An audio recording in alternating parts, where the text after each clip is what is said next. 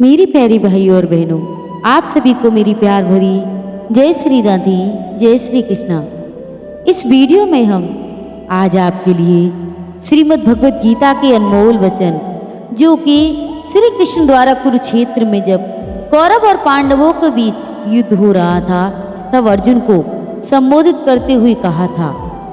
इस श्लोक में वैसे तो अर्जुन को संबोधित किया जा रहा है, लेकिन यह हम सभी के लिए कहा गया है कि हम सभी को इससे सीखना चाहिए। इसलिए इस वीडियो में जितने भी श्लोक हैं आपको जरूर सुनने चाहिए, जिससे आप इस जीवन को अच्छे ढंग से समझ सको और इस जीवन को अच्छे से जी सको।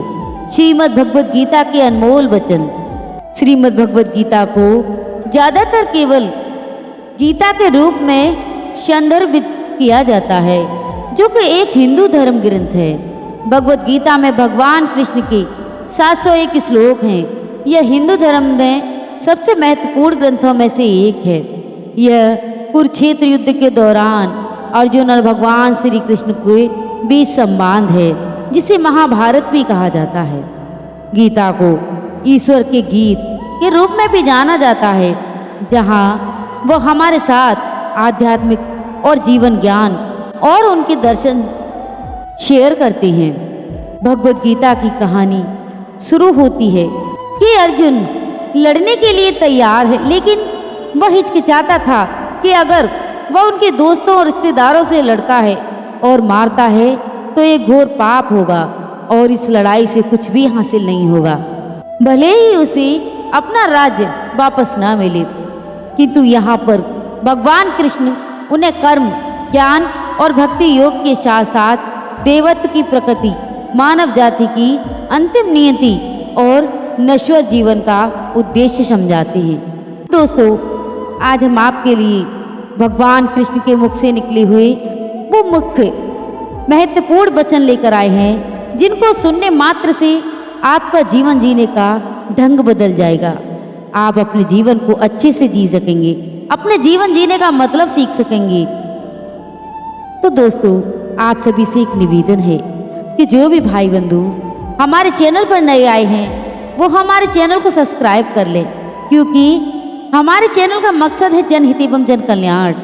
इसलिए हमारी यह कोशिश रहती है कि आप तक हम अच्छी से अच्छी बेहतरीन जानकारी पहुंचा सकें, जिससे आपके जीवन में बहुत सारी अच्छी अच्छी बातें आएँ और उनसे आपको बहुत कुछ सीखने को मिले। और आप इस वीडियो को शेयर भी करें, क्योंकि ज्ञान बांटने से ही बढ़ता है और जिसके जरिए आपके द्वारा औरों का भला भी हो सकता है।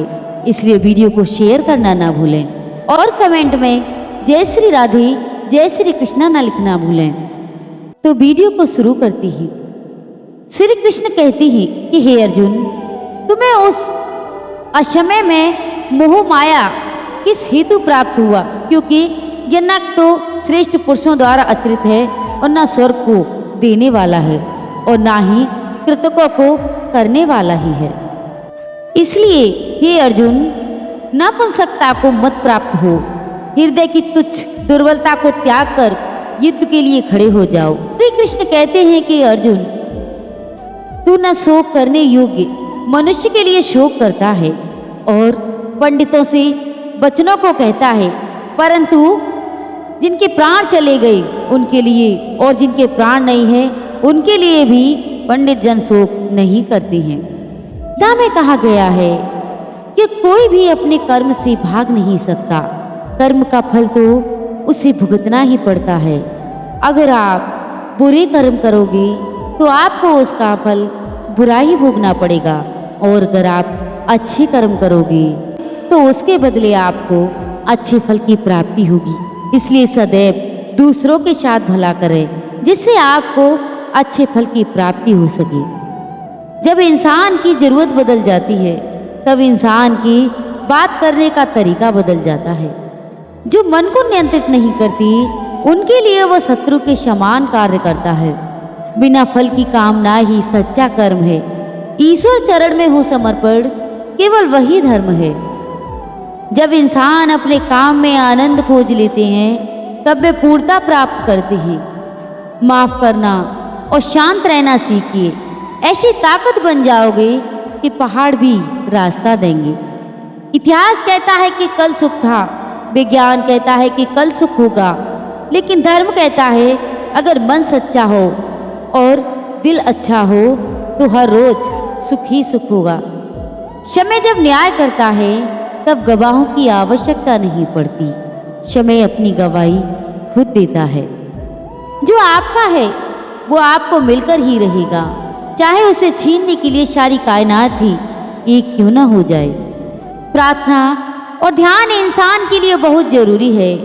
प्रार्थना से भगवान आपकी बात सुनते हैं और ध्यान में आप भगवान की बात सुनते हैं। अहंकार मनुष्य से वो सब करवाता है जो अंत में उसी के विनाश का कारण बनता है। इसलिए जीवन में जितना जल्दी हो सके अपना अहंकार त्याग दें। समय कभी नहीं रुकता। आज यदि बुरा चल रहा है तो कल अवश्य अच्छा आएगा। आप केवल निस्वार्थ भाव से कर्म कीजिए और वही आपके हाथों में है।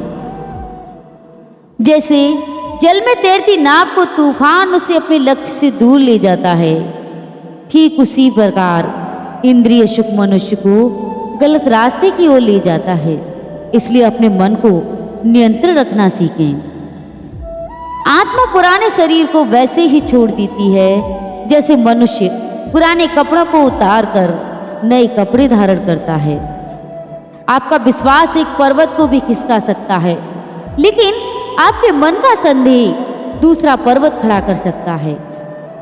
हमारा खुद पर विश्वास होना बहुत ही जरूरी है, क्योंकि हम अपने रास्ते पर खुद चलते हैं। खुद को कमजोर नहीं समझना चाहिए। अगर आप गिरते हो तो उठने का प्रयास करो, लड़ो, पूरी निष्ठा से अपना कर्तव्य कर्म निभाओ, बाकी सब मुझ पर छोड़ दो। हो सकता है हर दिन अच्छा ना हो, लेकिन हर दिन में कुछ अच्छा जरूर होता है। धैर्य रखिए।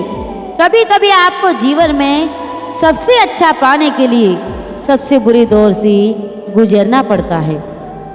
रोना बंद करो और अपनी तकलीफों से खुद लड़ना सीखो, क्योंकि साथ देने वाले भी शमशान से आगे नहीं जाते। याद रखना, अगर बुरे लोग सिर्फ समझाने मात्र से मान जाते तो बांसुरी बजाने वाला कभी महाभारत नहीं होने देता। गीता में कहा गया है, जो इंसान किसी की कमी को पूरा करता है वो सही अर्थों में महान होता है। गीता के अनुसार जिंदगी में हम कितने सही हैं और कितने गलत हैं ये केवल दो लोग जानते हैं, एक परमात्मा और दूसरी हमारी अंतरात्मा।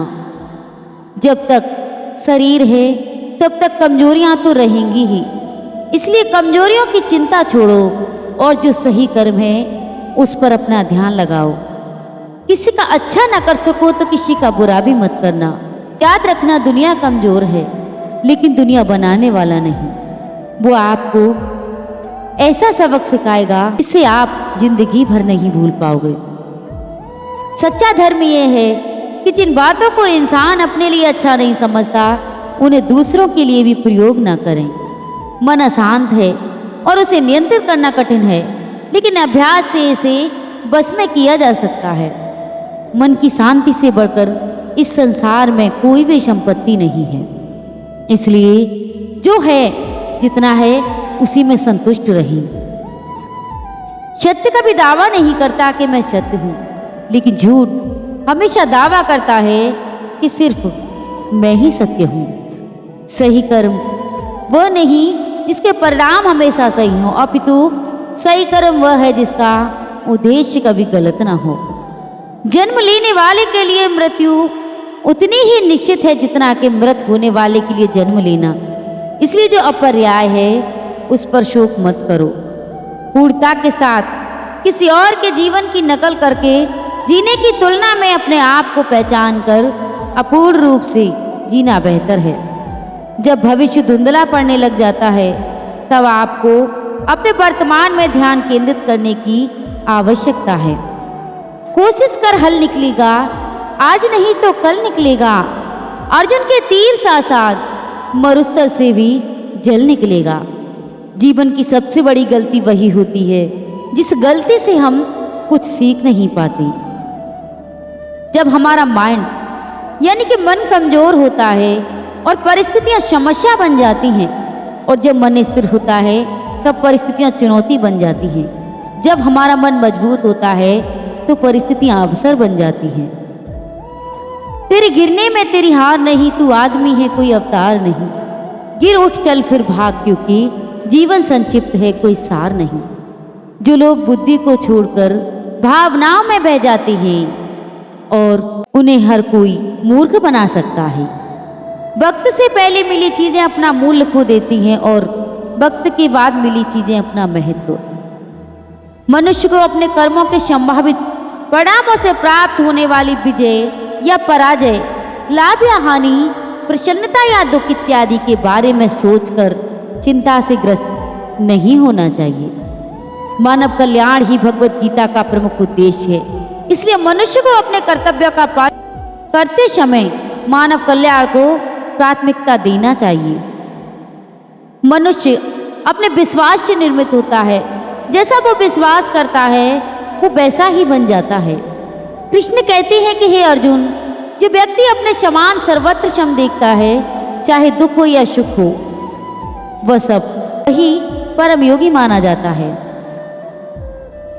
प्रेम है या प्रार्थना ये तो मालूम नहीं, पर जो आपसे है किसी और से नहीं।